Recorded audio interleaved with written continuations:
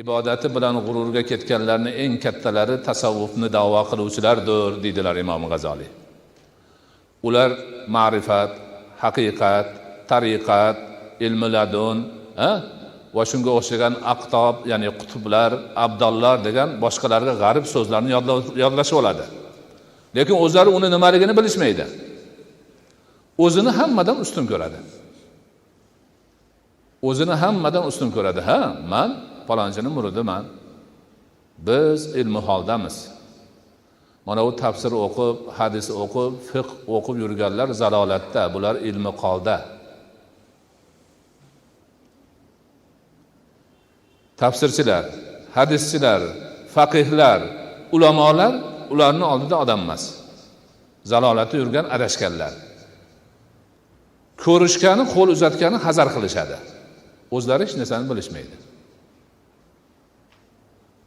Shariat nima, vojib nima, farz nima ajrata olmaydi. Lekin da'vosi osmonni oladi. Bittasi shunaqa bo'lib, to'pga qo'shilib, ko'chama-ko'cha yurganimiz, bola chaqasi och qolibdi. Och qolib bo'lmasdan ayoli ishlab bolalarini boqishni boshlabdi.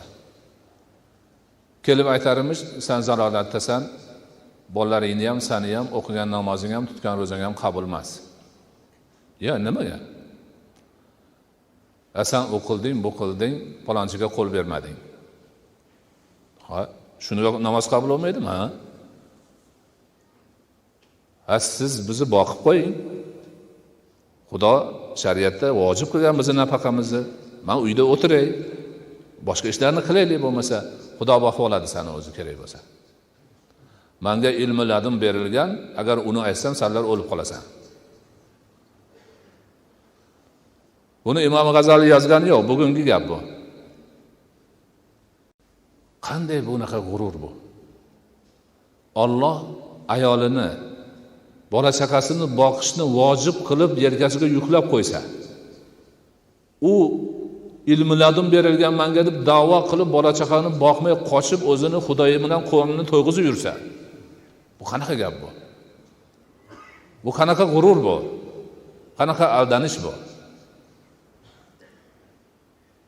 Bunaqa narsalarga chek qo'yish kerak. Hammasini mana shu g'ururdan, demak, tozalab, yaxshi yo'lga qo'yish kerak.